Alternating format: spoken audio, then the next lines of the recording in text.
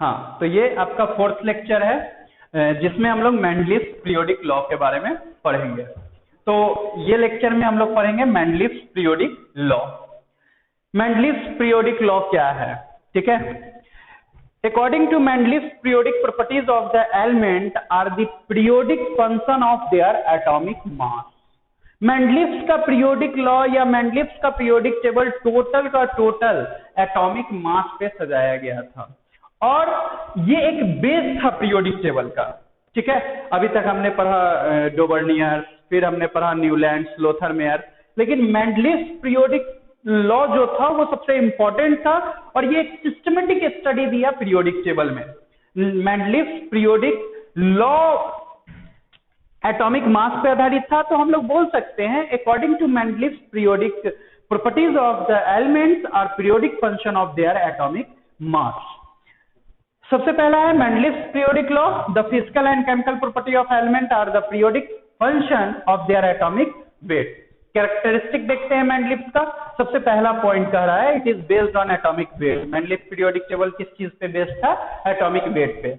और मेंडलीव्स जिस समय अपना पीरियोडिक टेबल बनाया था उस समय इसके पास 63 एलिमेंट्स था, ठीक है। 63 एलिमेंट्स था जिसमें नोबल गैस उस टाइम नहीं डिस्कवर हुए थे, जिसमें 12 हॉरिजॉन्टल रोज थे जिसको हम लोग पीरियड्स कहते हैं और 8 वर्टिकल कॉलम्स थे जिसको हम लोग ग्रुप्स कहते हैं।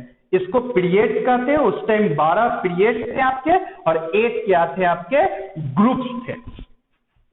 और हर ग्रुप 7 ग्रुप ऐसे थे जिनको 2 भाग में बांटा गया था, ए और बी।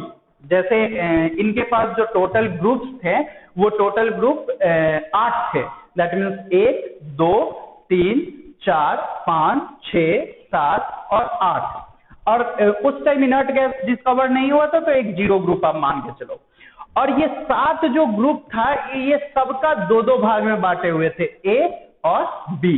जो ए था उसमें नॉर्मल एलिमेंट रखाता था और जो बी था उस बी में ए में आपका नॉर्मल एलिमेंट्स रखाता था और जो बी था उसमें आप ट्रांजिशन एलिमेंट्स आपका आता था, ठीक है।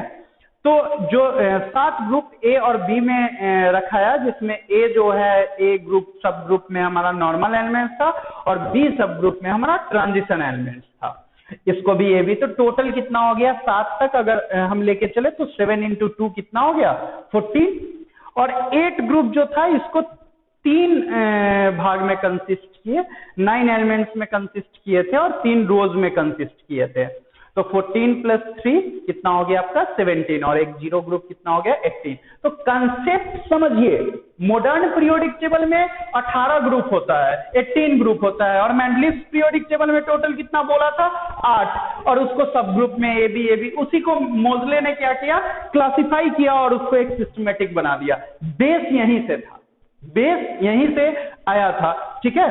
तो आप समझिएगा मेंडलीव्स पीरियोडिक टेबल, सबसे पहला पॉइंट एटॉमिक मास पे आधारित था। सेकेंड पॉइंट 63 एलिमेंट्स थे। थर्ड पॉइंट कि जो ग्रुप था, जो हॉरिजॉन्टल रोज थे वो कितने थे आपके 12 थे जिसको पीरियड बोलते हैं, और 8 वर्टिकल कॉलम थे जिसको ग्रुप बोलते हैं, और जिसमें 7 को 2 भाग में बांटे थे, ए बी सब ग्रुप। ए को नॉर्मल बोलते हैं और बी को ट्रांजिशन एलिमेंट, और फिर जो 8 था वो उसको 9 एलिमेंट्स को 3 रो में बांटे थे और एक 0 ग्रुप था, ठीक है। उसके बाद एलिमेंट जो था सेम ग्रुप का, सिमिलर प्रॉपर्टीज का सेम ग्रुप में हम लोग रखते हैं, जिसके कारण से ये एक सिस्टमेटिक स्टडी दे पाया, ठीक है। इसको आप लोग नोट डाउन कर लीजिएगा, इसको हम भेज भी देंगे। ये देखिए, ये मेंडलीव्स पीरियोडिक टेबल है, ठीक है। यहाँ पे आपको कुछ हम दिखाना चाह रहे हैं। देखिए modified Mendeleev's periodic table of elements. यहाँ पे देखिए 1 2 3 4 5 6 7 अभी के अनुसार से है, ये अभी के अनुसार से 7 पीरियड, और उस समय के अनुसार से टोटल 10 और 2 12। देखिए यहाँ 1 2 3 4। अब यहाँ पे देखिए ये सब एक ग्रुप में आ गया था और उस समय क्या था इस टाइप से था, यहाँ गैप था। तो बहुत सारा गैप ये अपने पीरियोडिक टेबल में छोड़ दिए, जो कि एक पॉजिटिव पॉइंट था कि जितने एलिमेंट उस समय नहीं डिस्कवर्ड थे वो एलिमेंट्स उस टाइम डिस्कवर्ड हुए, तो उनको उस पोजीशन में प्रॉपर्टीज के अनुसार से रखा गया, ठीक है। अब देखिए merits of advantage of Mendeleev periodic table. तो सबसे पहला स्टडी ऑफ एलिमेंट, तो सबसे पहली बार इसको ग्रुप में बांटा गया उसके प्रॉपर्टीज के अनुसार, जो कि सबसे इजी वे था पढ़ने का और सिस्टमेटिक वे था।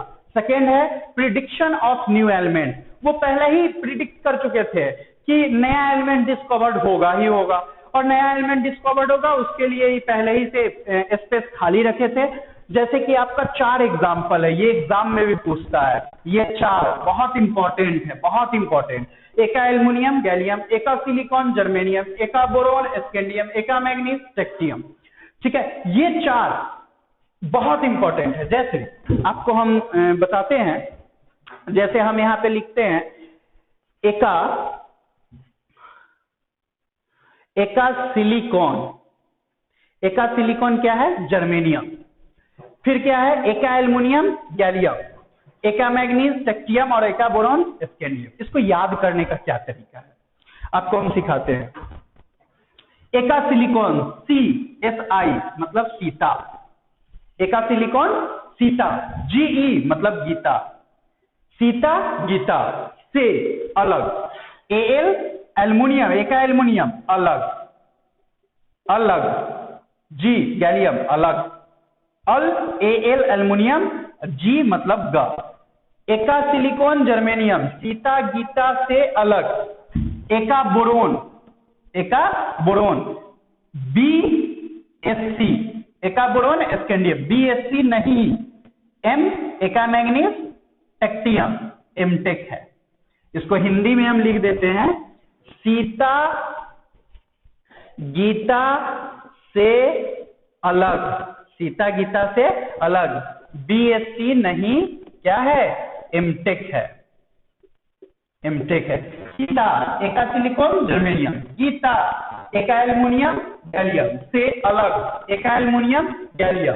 ठीक है, सीता एका सिलिकॉन जर्मेनियम, फिर अलग एका एल्युमिनियम गैलियम, एका बोरोन स्कैंडियम, एका मैग्नीज टेक्टियम। ये याद करने का आपका तरीका हो गया। फिर मेंडलीव ने सबसे बड़ा काम किया है correction of doubtful atomic wait.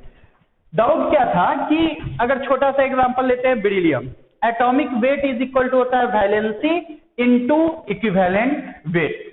तो ये मान लिया गया था कि बेरिलियम का जो एटॉमिक वेट है वो 13.5 है और कोई भी स्पेस खाली नहीं था मेंडलीव पीरियोडिक टेबल में, जिसके कारण से कुछ करेक्शन किया गया, सॉरी स्पेस खाली था कहीं कहीं और करेक्शन किया गया। सबसे पहले तो ये पाया गया था कि बेरिलियम जो है वो जनरली उस समय के अनुसार जो 13.5 था, तो बेरिलियम को ट्राइवैलेंट माना और उसका जो वेट था इक्विवेलेंट वेट ऑफ बेरिलियम वो 4.5, तो एक वैलेंसी 3 मान लिया गया था और इक्विवेलेंट वेट 4.5, तो ये हो गया 13.5। लेकिन ये गलत हो गया कुछ समय बाद, उसको सुधार के आपके मेंडलीव ने कहा कि बेरिलियम डाइवैलेंट होता है, तो यहाँ पे क्या हो जाएगा 2, तो 4.5 इंटू 2 कितना हो गया 9। तो इस तरह से atomic weight correction, doubtful atomic wait को इन्होंने सुधारा था, जिसमें आपका ये सब एटॉमिक वेट आता है, uranium, beryllium, indium, gold, platinum. ये मेडिकल का क्वेश्चन भी है, इसको याद करने का तरीका है uranium, beryllium, indium, gold, platinum. क्यों बेईमान, यूं बेईमान इंसान, एयू मतलब गोल्ड, प्लेटिनम, यूं बेईमान इंसान गोल्ड प्लेटिनम चुराते हो, यूं बेईमान इंसान गोल्ड प्लेटिनम चुराते हो।